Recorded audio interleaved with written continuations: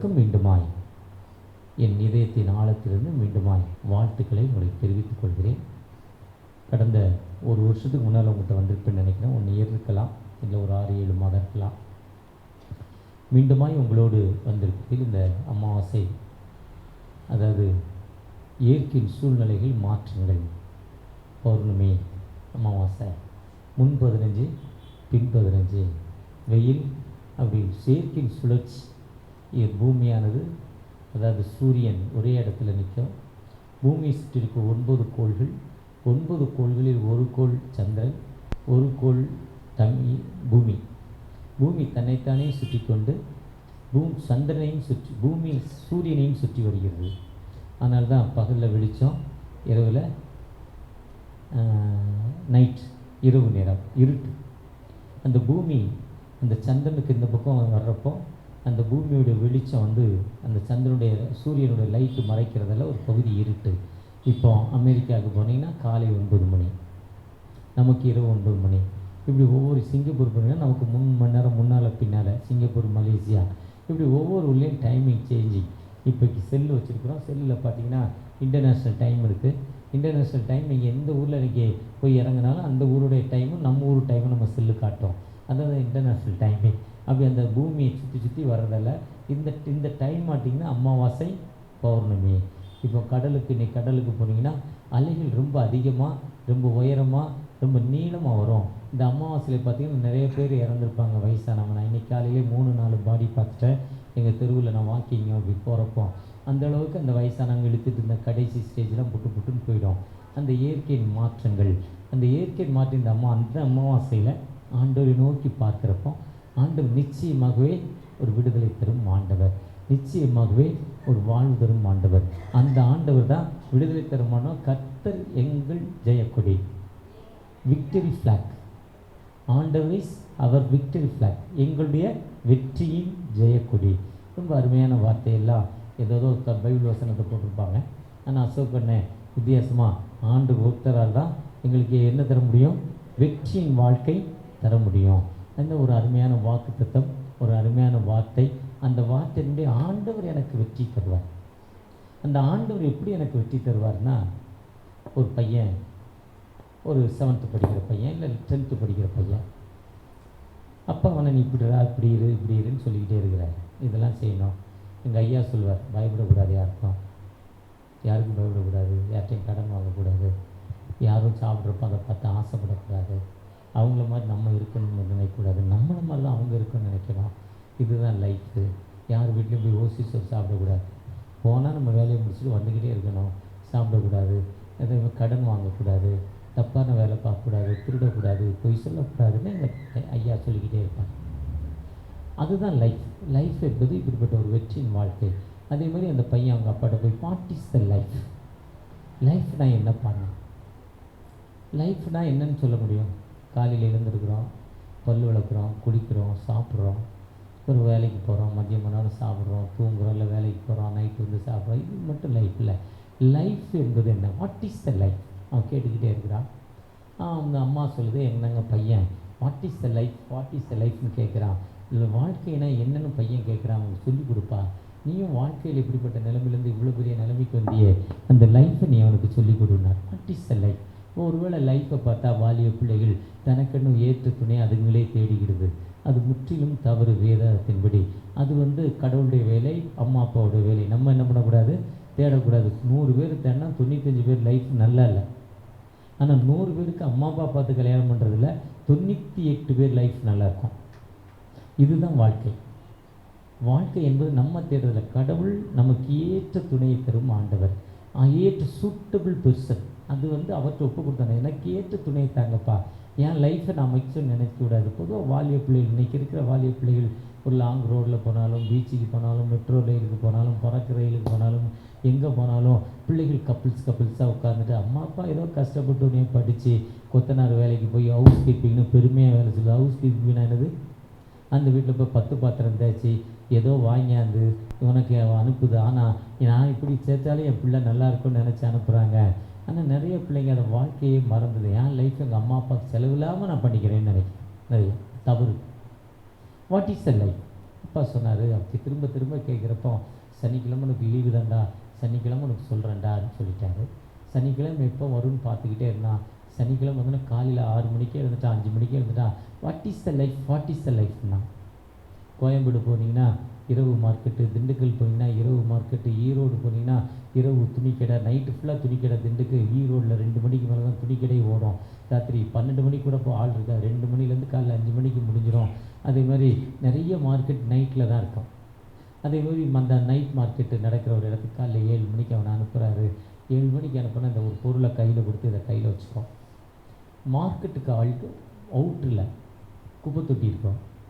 குப்பை தொட்டியில் கெட்டு போன பொருளெல்லாம் கொண்டாந்து கட்டுவாங்க. கோஸ் இலையை கொண்டாந்து கொட்டுவாங்க, கெட்டு போன தக்காளியை கொட்டுவாங்க, கெட்டு போன அந்த சாத்துக்குடியை கொண்டாந்து கொட்டுவாங்க, அழிவு போன கத்திரிக்காயை கொண்டாந்து கொட்டுவாங்க, வெங்காயம் கெட்டு போச்சுன்னு. இதெல்லாம் எப்படி வாசனை இருக்கும்? அந்த இடத்துல போய் நின்றுக்கிட்டு இதை கையில் வச்சுட்டு நில்லுன்னார். அவன் இப்படி கையில் வச்சுக்கிட்டு நிற்கிறான். அவன் கையில் வச்சுட்டு நின்னோன்னா நிறைய பேர் தெரியும் வாட் இஸ் திஸ் என்ன 2ங்கிறான். இப்படி கையை ஒரு கையில் வச்சுட்டு ஒரு கையில் 2ங்கிறான். 2 ரூபாயா, 2 ரூபாயா, 2 ரூபாயா, 2 ரூபாயா நிறைய பேர் கேட்குறாங்க. ஒரு பக்கம் இந்த கெட்டு போன வாசனை எப்படி இருக்கும்? கெட்டு போன குப்பை தொட்டி பகுதியிலன்னா எப்படி இருக்கும்? மீனும் கெட்டு போன மீனையும் போட்டிருப்பாங்க, கெட்டு போன சாப்பாட்டையும் போட்டிருப்பாங்க. எப்படி இருக்கும் அந்த வாசனைட்டு? இப்படி கையை காட்டுறான். 2 ரூபாயா, 2 ரூபாயான்னு போய்கிட்டே இருக்கான். சாயங்காலம் வரை நிற்கிறான். ஆனால் யாரும் 2 ரூபா கொடுத்து அதை வாங்கலை. அவன் திரும்ப அப்பாட்ட அப்படியே சோகமாக வர்றான். என்னடா ஆச்சுன்னா, என்ன கொடுத்தீங்கன்னு தெரியல, வச்சுக்கிட்டே 2 அப்படி காட்டினேன். வர்றவங்க பார்த்தாங்க, 2 2ன்னு கேட்டுக்கிட்டே இருந்தாங்க. நான் யாருக்கும் கொடுக்கலப்பா, வந்துட்டேன், யாரும் கேட்கவில்லை, வீட்டுக்கு வந்துட்டேன். நான் வாங்கினார், பீரோவில் வச்சுட்டார். வாட் இஸ் த லைஃப்னா? அடுத்த சனிக்கிழமை வாப்பா சொல்கிறேன்னார். நெக்ஸ்ட் சாட்டர்டே வா, உனக்கு என்ன லைஃப் சொல்கிறேன்னார். நெக்ஸ்ட் சாட்டர்டே வாங்கினார். அவன் நைட்டு டைமு எல்லாத்தையும் செகண்ட் எண்ணிக்கிட்டே இருந்தான். அடுத்த சனிக்கிழமை வந்தது. அடுத்த சனிக்கிழமை காலையில் 6 மணிக்கு எடுத்தார், கையில் கொடுத்தாரு. நேரே ஒரு மியூசியம் முன்னால் போய் நின்றுக்கோ, மியூசியம் கேட்டில் நின்றுட்டு வச்சுக்கிட்டு இல்லைன்னார். அந்த கேட்டு முன்னால் வச்சுக்கிட்டு அப்படியே நிற்கிறான். என்னங்கிறாங்க, எவ்வளோங்கிறாங்க, 2 காட்டுறான். 20,000, திஸ் இஸ் 20,000. 20,000மா, 20,000மாங்கிறான். அவன் கொடுக்கல. முதல் நாள் எவ்வளோ கேட்டாங்க? வெறும் 2 ரூபாய்.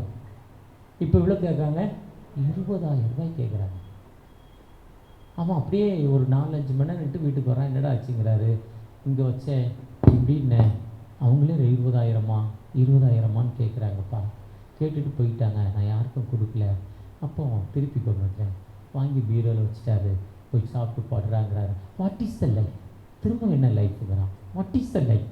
திரும்பவும் என்ன லைஃப்? அவன் திரும்பவும் வாட் இஸ் த லைஃப்? கவலைப்படாத, அவசரப்படாத. வாழ்க்கை என்பது போராட்டம்.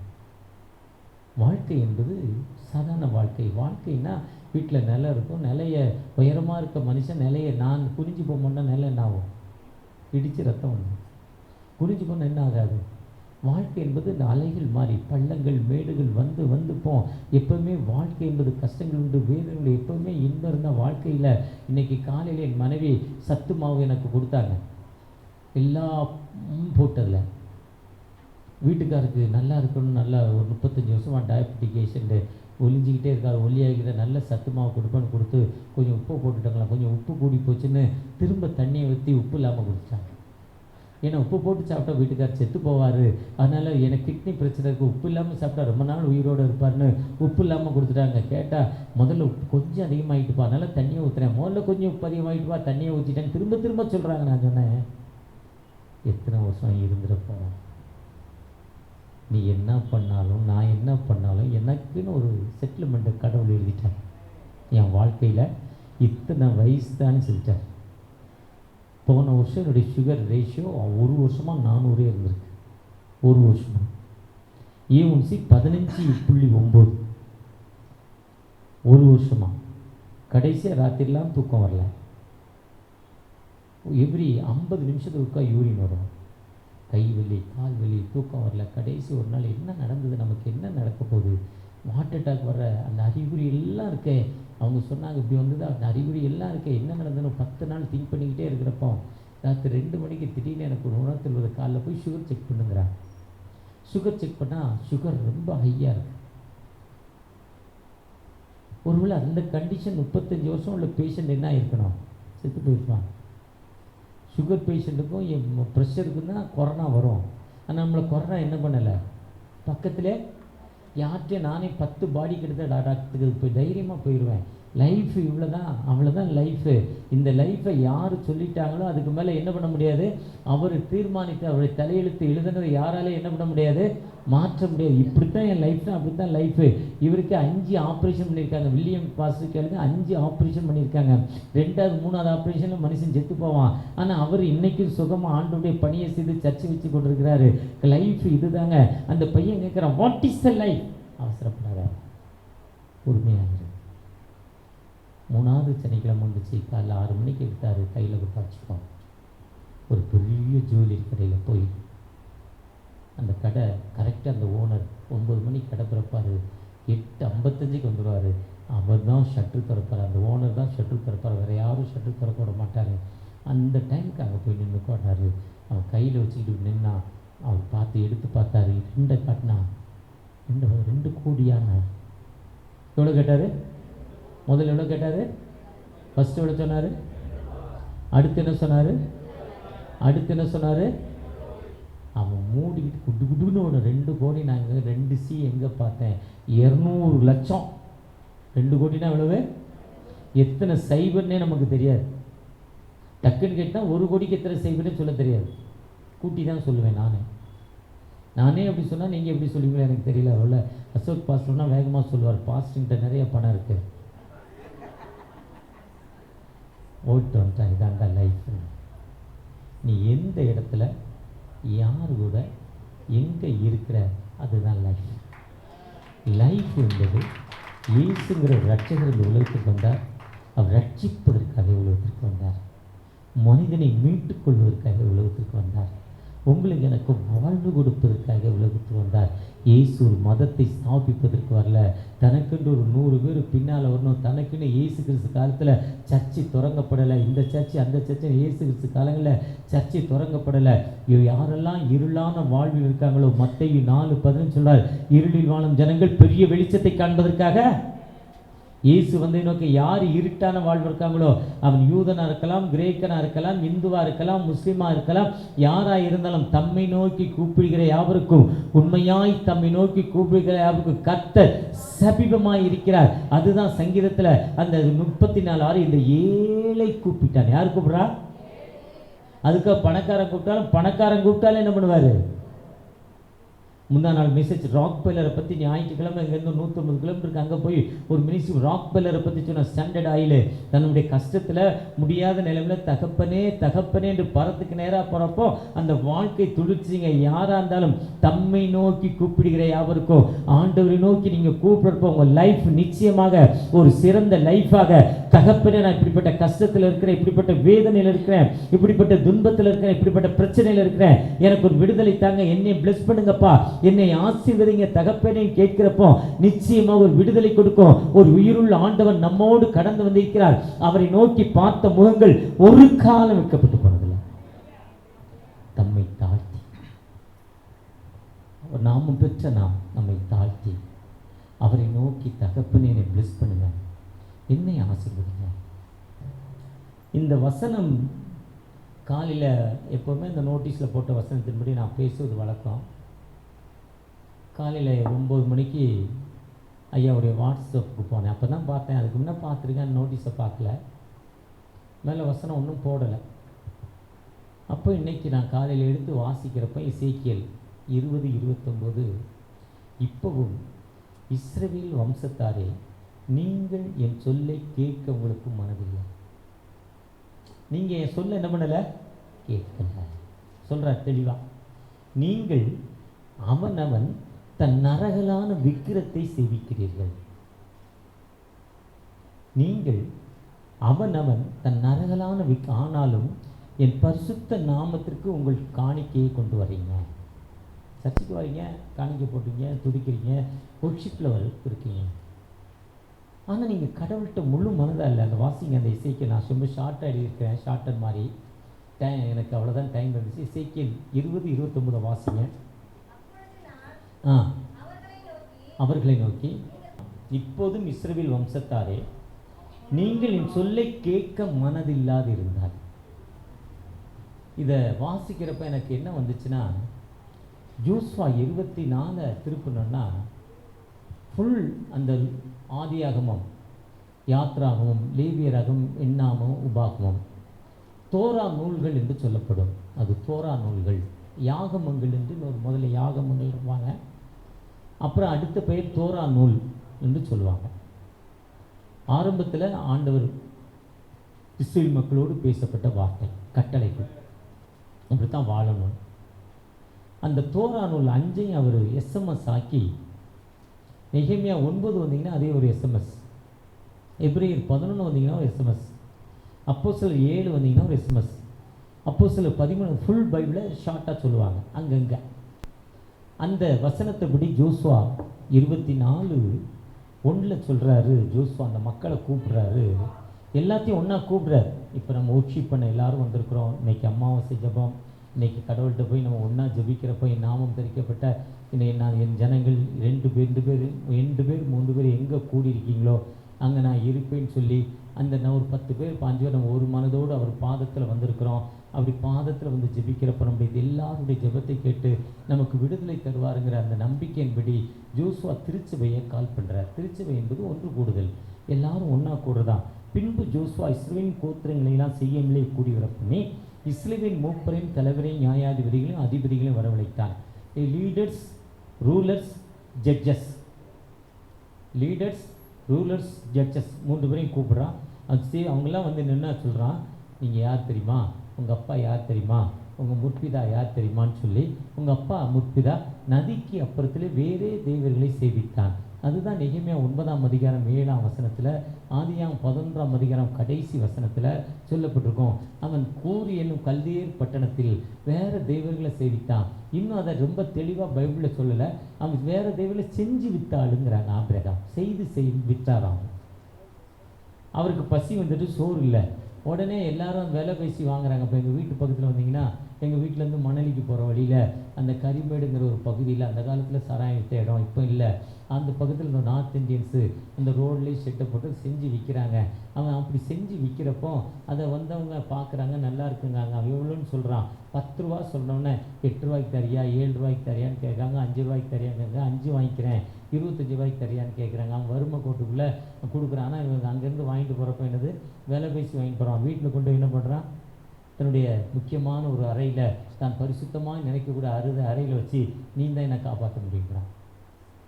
வாங்கிட்டு போகிற விலை பேசி வாங்கி போகிறது கடவுள்னு நினைக்கிறது இல்லை, நம்ம ஆண்டவர் நமக்கு வாழ்வு கொடுக்குறான்னு நினைக்கல.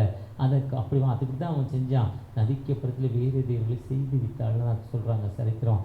அப்படி அவன் போகிறப்போ அவன் வேறு தெய்வங்களை செஞ்சுட்டான். ஆண்டவர் கூப்பிட்டாரு. அவன் சோறு இல்லைன்னொன்னே ஒன்றே பெரிய சாட்டை கம்பு எடுத்தானா, சாட்டை கம்பு எடுத்து செஞ்சதெல்லாம் அடித்து உடச்சிட்டாராம் ஆபிரகாம். ஏன்னா லட்சக்கணக்கான பேர் வாங்கி போகிறான், அவனுக்கு வாழ்வு கொடுக்குறேன், நான் செஞ்சு கொடுக்குறேன், எனக்கு சோறு என்னையா கடவுளுக்கு. அவருடைய எண்ணத்தை பார்த்தோன்னே தான் ஆதியாம் 12 நம்மை ஆசீர்வதித்து ஒரு பேரை எவ்வளோ பெரிய ஆசீர்வாதம். ஆதியாம் 12:11 கடைசி தான் இந்த பைபிளோடைய ஸ்டோரி. அதுக்கு முன்னே லைஃப் சரியாக சொல்ல மாட்டாங்க, அதுக்கு முன்னே சரியான ஹிஸ்ட்ரி இல்லைம்பாங்க. 3 விதமாக 4 விதம் 2 விதமாக பூமி கண்ட உலகம் உருவானதை பற்றி சொல்கிறாங்க. அதுக்கு முன்னே சரியான சரித்திரம் இல்லைங்கிறாங்க. 11 கடைசியில் தான் ஃபுல் ஹிஸ்ட்ரின்னு சொல்கிறாங்க. சரியான சரித்திரம் எல்லாத்துக்கும் ஆதாரம் இருக்குங்கிறாங்க. அப்படி ஆதாரத்தோடு சொல்லப்பட்ட அந்த பைபிளில் அப்படி விசுவாசத்தை பார்க்குறாரு, அவருடைய தன்மையை பார்க்குறாரு. இன்றைக்கி நீங்கள் தானும் வீட்டில் கணவர் செத்து போனால் கணவருக்கு பெரிய மாலை போட்டு அதில் ஒரு ஊதுவத்தியை கொளுத்தி வச்சு அதில் ஒரு கற்பூரத்தை கொளுத்தி வச்சு, ஐயா வாழ்வோடு நீ பிள்ளைக்கு பாதுகாக்கலாம். நீ அப்பா செத்து போனால் பெரிய மாலை வச்சு அதுக்கு ஒரு 0 லைட்டு பல்பை போட்டு கீழேருந்து ஒரு ஃபோக்கஸ் அடித்து அவருக்கு டீ கிடைக்கும், பிடிக்கும், டீ நல்லா பிடிக்கும், அவருக்கு சுருட்டு பிடிக்கும், அவருக்கு என்ன பிடிக்குதோ அதை வாங்கி புரோட்டா பிடிக்கணும், அது முன்னால் காலையிலேருந்து நைட்டு வரையும் வச்சு அது கெட்டு போய் நாத்தடித்து தூக்கி போட்டு இப்படிலாம் இருக்கிறோம். இதுதான் நம்முடைய லைஃபு. நம்ம விட்டு கடந்து போன நம்முடைய பெற்றோர்களை படத்தை வச்சு நம்ம என்ன பண்ணுறோம், ஆராதிக்கிறோம். அது முற்றிலும் தவறு. அதுதான் சொல்ல, நதிக்கு அப்புறத்தில் வேறு தெய்வங்களை செவித்தான். அவனை அழைத்த பொழுது விசுவாசத்தோடு வந்த பொழுது அவனை காணாம் தேசம் எங்கும் சஞ்சரிக்க செய்யும் ஆண்டவர். கானான் என்பது பாலும் தேனும் ஓடுகிற இடம். அந்த தேன் எங்கும் சஞ்சரிக்க செய்து அவன் சந்ததியை திரட்சியாக்கி மல்டிஃபை பண்ணுறாரு. பெருக்கிற 1 2 2 2 2 4 4 2 8 1 6 6 5 6 30 1 9 2 9 18 3 9 27 1 10 10 2 10 20 டெவலப் மல்டிஃபை பண்ண ஆண்டவர். அவருக்கு ஈசாக்கு பிள்ளை இல்லை. ஈசாக்கு ரெபெக்காளை கல்யாணம் பண்ணுறாங்க, குழந்தை இல்லை. மனைவிக்காக அவர் ஜெபம் பண்ணுறார். ஆதியாகமம் 25 21 இப்போ தான் வாசித்தேன். ஜெபத்தை கேட்டு மனைவி கற்பத்தி ஞானியை கொடுத்தாராம். அந்த அம்மாவுக்கு 2 பிள்ளை ஒன்றா வருது. ஈசாக்கு சேயீர் மலையும், யாக்கோபை அவன் எகிப்துக்கு போயிட்டான். யாக்கோபு தன் மகனோடு எகிப்தில் போய் சஞ்சரித்தான். யாரையும் ரோட்டில் விடலை. அந்த ஆண்டவர் அழைத்தவர் உண்மையுள்ளவர், யாரையும் உள்ள விடலை. ஆனால் நீங்களும் மோசே வர்றப்போ அந்த அவங்களுக்கு முன்னால் செங்கடல் வந்துச்சு. எகிப்துக்காரன் கட்டி கபடா கொண்டு வந்தான். அவனை அடித்து நொறுக்கினார். மாறாவின் கசப்பான தண்ணீரை தித்திப்பாக மாற்றி தந்தார். சொன்ன உணவில் 70 பெரிச்ச மரங்களை கொடுத்தார். காடையை கொடுத்தாரு, அந்த மன்னாவை கொடுத்தாரு, எல்லாம் கொடுத்தாலும் மோசே 40 நாட்கள் பாசிலிருந்து திரும்பி வருமுன்னே மோசேவை காணலை, எங்களை வழிநடத்த தெய்வங்கள் இல்லைன்னு காதில் கம்மலை கேட்ட உடனே அவுத்து கொடுத்து அதுக்கு முன்னால் டான்ஸ் ஆன 3 லட்சம் பேர் செத்து போகிறான். நாம் இப்படி இருக்கிறோம். நாம் இன்னைக்கு ஆண்டவரை நோக்கி வந்திருக்கிற நீங்கள் எல்லாமே முழு இதயத்தோடும் முழு ஆத்மாவோடும் வாட் இஸ் த லைஃப்? லைஃப்னா என்ன? வெற்றியின் வாழ்வு. அந்த வெற்றியின் வாழ்வுக்கு வேணா ஜெயக்குடியின் வாழ்வு. அந்த ஜெயம்தான் ஜெயம் கொடுக்கும் தேவனுக்கு கோடி கோடி ஸ்தோத்திரம், வாழ்வளிக்கும் இயேசு ராஜாவுக்கு வாழ்நாளெல்லாம் ஸ்தோத்திரம். இந்த ஆண்டவர் வாழ்வில் வெற்றி கொடுக்கிறவர். சொன்னது தாங்க. எங்கேயோ இருந்தோம், உடம்புல 102 ஓட்டை போட்டோம், லாரியை கூட வெட்டி எடுத்து பார்த்தோம், 250 கிலோமீட்டர் நடந்து பார்த்தோம், பாஸ்டிங் இருந்து பார்த்தோம், என்னென்னவோ பண்ணோம். ஆனால் வாழ்க்கையில் வெற்றி இல்லை. அந்த உயிருள்ள தகப்பன் நம்பி இங்கே வந்துட்டோம். வந்த உங்களுக்கு எனக்கு நிச்சயம் அவர் விடுதலை கொடுக்கும் ஆண்டவர். அந்த விடுதலைக்கு ஒரே வழி விசுவாசம். விசுவாசம். அந்த 24:7 சொல்கிறாரு, அவர்கள் ஆண்டவரை நோக்கி கால் பண்ணாங்க. இன்னும் அழகான வசனம் பாருங்க. கால் அப்பாண்டல்லான் கர்த்தரை நோக்கி கூப்பிட்டார்கள். யாரை கூப்பிட்டாங்க? அப்பாவை கூப்பிடல, அம்மாவை கூப்பிடல, தாய் மாமனை கூப்பிடல, மச்சானை கூப்பிடல, வீட்டுக்காரை கூப்பிடல, பிள்ளையை கூப்பிடல, யாரையும் கூப்பிடல. தன்னை உருவாக்கி தாயின் கருவிலிருந்து வழிநடத்து ஆண்டவரை நோக்கி கால் பண்ணாங்க. தகப்பனே என்னை பிளஸ் பண்ணுங்க, தகப்பனே உம்முடைய கிருபையை தாங்க, தகப்பனே உம்முடைய இரக்கத்தை தாங்க. ஆண்டவரை நோக்கி கூப்பிட்டாங்க. எப்படி கூப்பிட்டாங்கன்னா, ஒரு பையன் அப்பா கூட போய்கிட்டே இருந்தான். ஒரு மலையில் அப்பா கேட்டதெல்லாம் வாங்கி கொடுத்து கூப்பிட்டு போகிறார் ஒரு மலை பிரதேசத்துக்கு. திடீர்னு அப்பா விட்டு லெஃப்ட் ஆகுறான். லெஃப்ட் ஆகிறப்ப அந்த மலையில் போய் ஸ்லீப் பை கீழே விடுறான். குட்டுன்னு ஓடி வந்து அப்பா பிடிக்கிறார். ஏன்டா அப்படி ஸ்லீப் ஆனன்னு கேட்குறாரு. எப்பா நீ கூட தானே பார்த்தா இருக்க, இனி நீ என்ன பண்ண மாட்ட? விட மாட்டேப்பா. எவ்வளோ நம்பிக்கை பாருங்கதான். அதுதான் சொல்ல, நம்பிக்கை தேவனே நன்மைகள் அளிப்பவர், நம்பிக்கை தேவனே நன்மைகள் அளிப்பவர், வார்த்தையை அனுப்பியே மகிமை படுத்துவார். கொடுக்கும் தேவனுக்கு கோடி கோடி ஸ்தோத்திரம், வாழ்வளிக்கும் இயேசு ராஜாவுக்கு வாழ்நாளெல்லாம் ஸ்தோத்திரம். அதுதான் சங்கீதம் 107:19-20 சொல்லுது. அவர்கள் ஆபத்தில் அவரை நோக்கி கூப்பிட்டார்கள். வாசிங்க 107:19-20. தங்கள் லாபத்திலே பிரச்சனையான நேரத்தில் ஆண்டவரை நோக்கி கூப்பிட்டாங்க. என்ன இக்கட்டு, என்ன பிரச்சனை, அதிலிருந்து அவர்களை விடுவித்தார், ரிலீஸ் பண்றாரு, டெலிவரன்ஸ் பண்றாரு. He sent the word. Pastor அனுப்பல, தீர்க்கதரிசி அனுப்பல, யாரையும் அனுப்பல, தன்னுடைய சொந்த வார்த்தையை அனுப்புறாரு.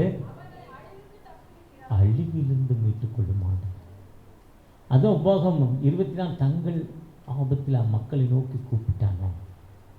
இப்படிலாம் உங்களுக்கு வாழ்வு கொடுத்தாங்கப்பா. அந்த 24:10 வந்தீங்கன்னா அந்த மக்கள் அந்த அந்த நாட்டுக்கு வந்துடுறாங்க. அங்கே பிளேயா பாலாக்குங்கிற ஒரு ராஜா, ஒரு பெரிய ஜனக்கூட்டம் வந்துருச்சு. அந்த ஜனக்கூட்டத்தை பற்றி அவன் பயப்படுறான். பயந்து ஒரு தீர்க்கதரிசியை கூப்பிட்றான், ஒரு கடவுளுடைய மனிதனை, என்னை மாதிரி ஒரு மனுஷனை கூப்பிட்றான்.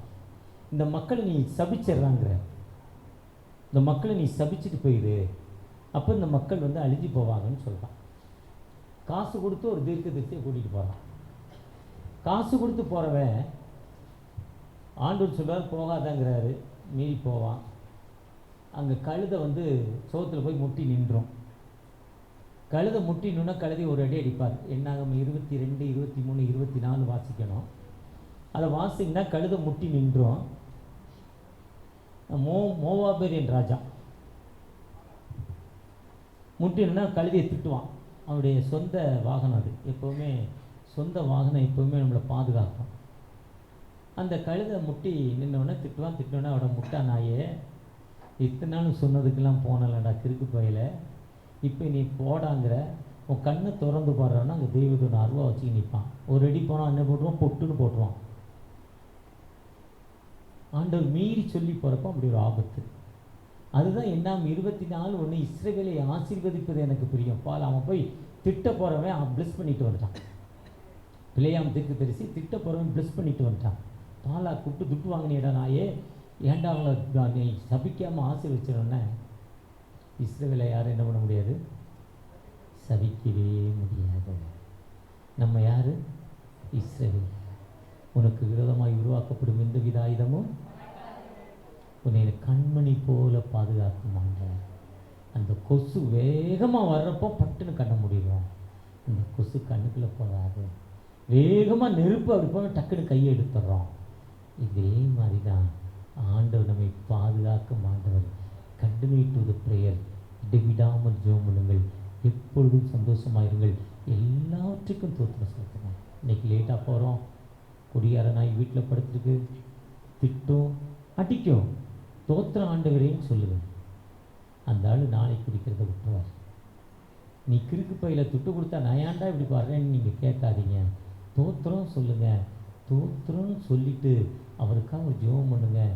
ஜெபம் பண்ணுறப்போ கரெக்டாக உங்களோட ஒரு பெரிய விசுவாசியாக, ஒரு நல்ல மனிதனாக தன்னுடைய சம்பாதிக்கிற முழு பணத்தையும் உங்கள்கிட்ட கொடுத்து உங்கள் குடும்பத்தை உயர்த்தும் ஆண்டவர். அதுதான் கண்டினியூ டு த ப்ரேயர்.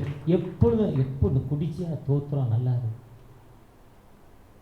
எல்லாத்துக்கும் தோத்திரம் செலுத்துங்க. நிச்சயமான வார்த்தையை அனுப்பி நீங்கள் ஜெபிக்கிற வாசிக்கிற வார்த்தை ஒரு சாதாரண வார்த்தை இல்லை. அந்த சாதாரண வார்த்தையை தான் நோக்கி கூப்பிட்றப்போ, பிளஸ் பண்ணப்போ, சபிக்க போகிறவன் என்ன பண்ணுறா, ஆசீர்வச்சிட்டு வந்துட்டான். அதுதான் சொல்லிட்டு சொல்கிறாரு, உண்மையும் உத்தவமாய் 24:14 ட்ரூத் அண்ட் சின்சியாரிட்டிங்கிறார். உண்மையும் உத்தமும் ஒரே வார்த்தை தான். ட்ரூத் அண்ட் சின்சியாரிட்டி என்னாகும் 24:17 செவிங்க. கர்த்தரை சேவிப்பதாக அதென்றால் யாரை சேவிப்பீர்கள்? நானும் என் வீட்டாரும் கர்த்தரையே சேவிப்போம். கர்த்தரை சேவிக்கிறப்போ ஒரு வெற்றியின் கொடிங்க வாழ்க்கையில் தந்துருவாருங்க. வாழ்க்கையில் உயரமான இடத்தை தந்துருவாருங்க. அந்த ஆண்டவரை நோக்கி பார்த்த முகங்கள், ஏதோ தவறு பண்ணாத மனிதன் இந்த உலகத்தில் இல்லை, பாவம் செய்யாத மனிதன் இந்த உலகத்தில் இல்லை, எல்லாரும் நீதிமான்கள் இல்லைங்க. எவனுமே திருடாதவன் இந்த உலகத்தில் இல்லை, குடிக்காதவன் இந்த உலகத்தில் இல்லை, விபச்சாரம் பண்ணாதவன் இந்த உலகத்தில் இல்லை, வேசித்தனம் பண்ணாதவன் இந்த உலகத்தில் இல்லை. எல்லாரும் சீர்கெட்டு போன மனிதர்கள். எவர் அந்த கெட்டு போனதை நினைச்சு கடவுள்கிட்ட திரும்பிட்டாங்களோ மனம் திரும்ப அப்பொழுது பிழைப்பீர்கள் சொல்றாரு. நீங்க மனம் திரும்புறப்போ நிச்சயமாகவே ஆண்டவர் எங்களுக்கு ஒரு ஹீலிங். நிச்சயமா அந்த பாஸ்டர் சொன்ன மாதிரி, அசோக் பாஸ்டர் சொன்ன மாதிரி ஆண்டவர் என்னோடு உணர்த்தினாரு. அந்த ஹீலிங் உங்களுக்கு வரும்னு சொல்றாரு. அவர் கடைசி உங்களை ஜெபிச்சு என்ன கொடுத்து அனுப்புறப்போ ஒரு ஹீலிங்கோடு, ஒரு அற்புதத்தோடு, நீ விசுவாசத்தோடு, தகப்பனே என்னை பிளஸ் பண்ணுங்க, என்னை ஆசீர்வதிங்க, உங்களுடைய கிருபையை தாங்க தகப்பனே கேட்கிறப்போ நிச்சயமாகவே ஒரு விடுதலை கொடுக்கும் ஒரு உயிருள்ள ஆண்டவர். அவரை நோக்கி பார்த்த முகங்கள் ஒரு காலம் வைக்கப்பட்டு போவார்கள்.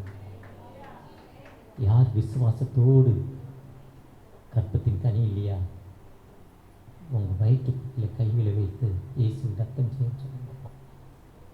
உங்கள் இயேசுவின் ரத்தம் செய்யன்னு சொன்னேன். வீட்டில் போய் தேங்காய் எண்ணெயை எடுத்து ஜெபம் பண்ணி, இல்லை முடிஞ்சவொன்னே கொடுக்குற தேங்காய் எண்ணெயை ஜெபம் பண்ணி, இயேசுவின் ரத்தம் செய்ய நீங்களே போடுங்க, எங்கள் துக்கம் சந்தோஷமாய் மாறும். நான் நெஞ்சு முடிவு உங்களை ஆசீர்வதிப்பேன். ஒரு வெற்றியின் வாழ்வை கொடுக்கும் ஒரு உயிருள்ள ஆண்டவர் நம்மோடு கடந்து வந்துட்டார். அந்த ஆண்டவர்கிட்ட தகப்பனை என்னை பிளஸ் பண்ணுங்க, என்னை ஆசீர்வதிங்க தகப்பன் நோக்கி பார்க்குறப்போ ஒரு விசை கூட தகப்பனை நான் உட்கார்ந்தே உண்மை நோக்கி பார்க்குறேன்ப்பா, என்னை நீங்கள் பிளஸ் பண்ண போறீங்க, உங்களுடைய கிருபை எனக்கு தாங்க தகப்பனை நோக்கி பார்த்தோம்மா.